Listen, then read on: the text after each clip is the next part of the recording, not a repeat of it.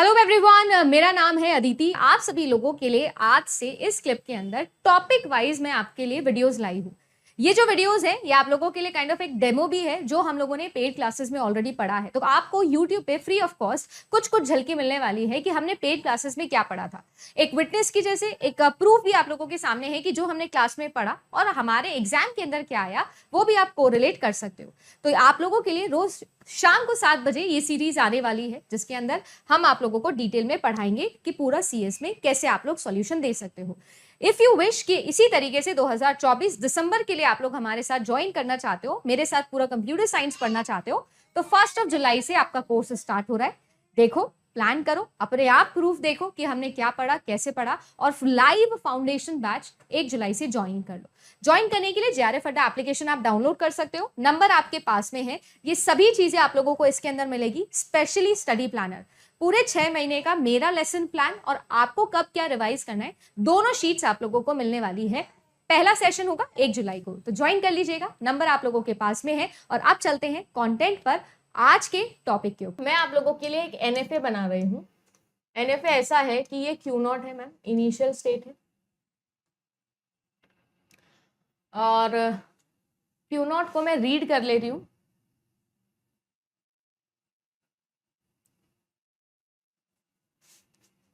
मुझे बताना ये क्या कर रहा है।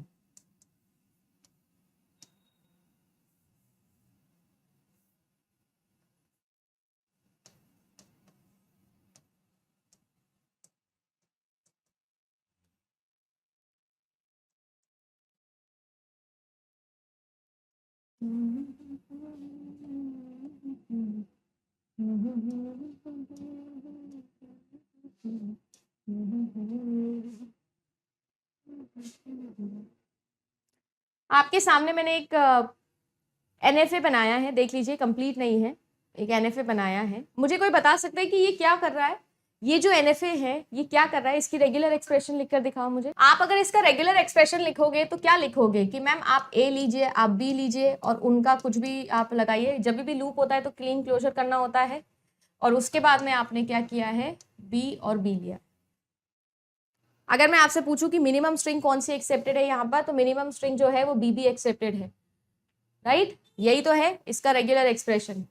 तो आप लोगों को फाइनाइट ऑटोमेटा से रेगुलर एक्सप्रेशन लिखना तो आता ही है, रेगुलर एक्सप्रेशन से भी फाइनाइट ऑटोमेटा लिख सकते हो आप, ending with double B. Very good. अच्छा, मान लो कि मुझे इससे डीएफए बनाना है। अब आई बात, मैम देखो, आपने ऐसे बोला कि हम किसी भी एक स्ट्रिंग के लिए डीएफए बना सकते हैं, एनएफए बना सकते हैं, तो हम किसी गिवन एनएफए के लिए एक रेगुलर एक्सप्रेशन लिख दिए हैं, तो उसके लिए हम एक डीएफए भी तो बना सकते हैं। बिल्कुल बना सकते हैं। आप इस एनएफए को कंप्लीट कर दो, आपका डीएफए बन जाएगा। ऐसा ही तो सोच रहे हैं ना हम कि आपके लिए दोनों इक्वल है, पावर के अंदर एनएफए और डीएफए बिल्कुल बराबर है, बस बनाने में आसानी डीएफए के अंदर से ज्यादा एनएफए में होती है। अब मैं ये कह रही हूँ कि अगर मुझे कोई भी एक एनएफए प्रोवाइडेड है तो मैं इस एनएफए से कोई भी एक डीएफए कैसे कंस्ट्रक्ट करूं। ज्यादातर बच्चे क्या करते हैं, इसे कंप्लीट करने की कोशिश करते हैं कि इसको कंप्लीट कर दो मैम, काम हो जाएगा। ऐसा नहीं है। क्यों नहीं है? कंप्लीट करने से ही काम चल जाता तो देखो गड़बड़ कहाँ हो जाती है। आप इसे कंप्लीट करते और इसे कंप्लीट करते, बाकी तो कंप्लीट है। बट यहां पर बी के लिए क्यू नॉट 2 मूव ले रहा है, एक तो अपने आप पर आ रहा है और एक Q1 पर जा रहा है। तो इसीलिए आप कभी भी कोई गिवन एनएफए से अगर डीएफए बनाना है तो उस एनएफए को कंप्लीट करने से काम नहीं चलेगा। उसका एक अलग तरीका होता है, that is called as conversion of a given NFA into a DFA, जिसके लिए हमें ट्रांजिशन टेबल बनानी होती है, जिसके लिए मैं पहले ट्रांजिशन टेबल बनाऊंगी। ध्यान दीजिएगा, अगर मैं इस पर्टिकुलर क्वेश्चन की ट्रांजिशन टेबल बनाऊं, देखो मैं येलो कलर से बना रही हूं, किसकी? आप लोगों की एनएफए की, है ना, फिर मैं डीएफए की बनाऊंगी। तो ट्रांजिशन टेबल आप लोग बनाते हो, जब ट्रांजिशन टेबल आप बनाते हो तो आपके पास में इनपुट सिंबल्स हैं। देखो कैसे कैसे मैम, ए इनपुट सिंबल है और बी इनपुट सिंबल है, और आपके पास में Q0 स्टेट है, Q1 स्टेट है और Q2 स्टेट है। यहाँ पर मैं Q1 के आगे एक एरो लगा रही हूँ, so that in order to know कि यार मैम ये जो है ये आप लोगों की इनिशियल स्टेट है, और जो Q2 है वो अगर देखा जाए मैम, तो जो Q2 है वो आपकी फाइनल स्टेट है। तो प्लीज उसको भी आप इसी तरीके से मेंशन करिएगा, ठीक है? किसी को कोई दिक्कत तो नहीं है? किसी को कोई दिक्कत तो नहीं है? अब देखो ये ट्रांजिशन टेबल कैसे बना रही हूँ। Q0 जो है वो ए पर क्या मूव ले रहा है मैम? ए पर मूव लेके Q0 पर जा रहा है, पर बी पर मूव लेके मैम वो Q0 पर भी जा रहा है और Q1 पर भी जा रहा है। Q1 की बात करूं तो Q1 जो है वो B पर मूव लेकर जा रहा है मैम Q फाइनल पे, और अगर A की बात करूं तो कोई मूव नहीं ले रहा है। Q फाइनल की भी बात कर लेते हैं, है ना जी, Q फाइनल की भी बात कर लेते हैं। जो Q फाइनल है ना तो वो A पे कोई मूव ले रहा है ना वो B पर कोई मूव ले रहा है, दोनों पर ही कोई भी मूव नहीं ले रहा है। सही बात है ना, कोई भी मूव नहीं ले रहा है।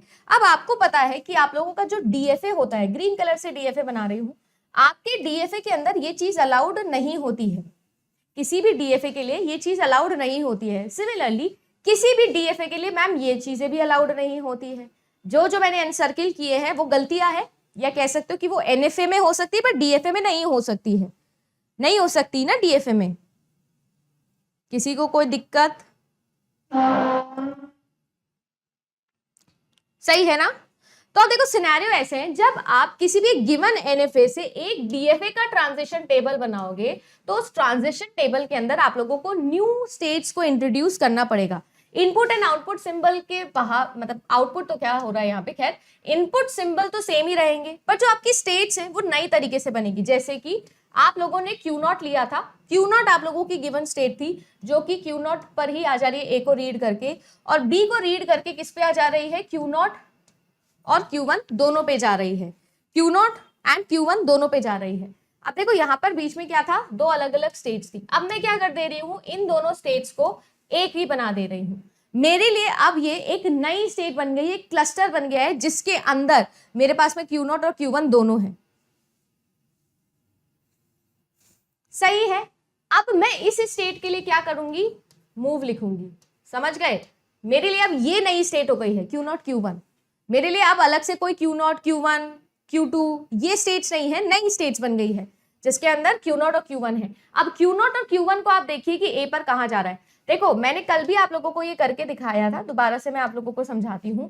Q0 जो है वो A पर कहां जा रहा है मैम, वो Q0 पे आ रहा है, और Q1 जो है वो A पर कहां जा रहा है मैम, वो कहीं नहीं जा रहा है। तो कुल मिला के क्या मैं ये लिख सकती हूँ, दोनों के अंदर कुछ कॉमन चीजें आई है कि दोनों जो है वो कुल मिला के, भाई देखो ये तो कहीं जा नहीं रहा, और ये जो है ये कह रहा है कि यार मैं Q0 पे चले जाता हूँ, तो ये बोलता है ठीक है यार मैं भी चलता हूँ, उसमें क्या है, तो ये Q0 पे आ गए। सिमिलरली यहां पर A के लिए मूव लिया, B के लिए भी देखो जो Q0 है वो B के लिए कहां जा रहा है मैम, वो Q1 पर जा रहा है, और जो आप लोगों का Q1 है वो B के लिए कहां जा रहा है, वो B के लिए जा रहा है Q फाइनल पर। ये जो है ये B के लिए कहां जा रहा है, ये जा रहा है B के लिए Q1 पर, देख लो।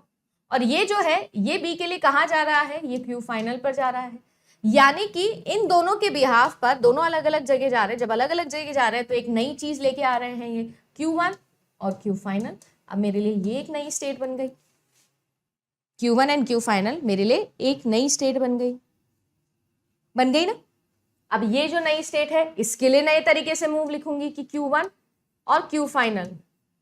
इस स्टेट का बताओ मैम, Q1 A पर कहां जा रहा है, कहीं नहीं जा रहा। Q फाइनल A पर कहां जा रहा है, कहीं भी नहीं जा रहा, कहीं भी नहीं जा रहा ना।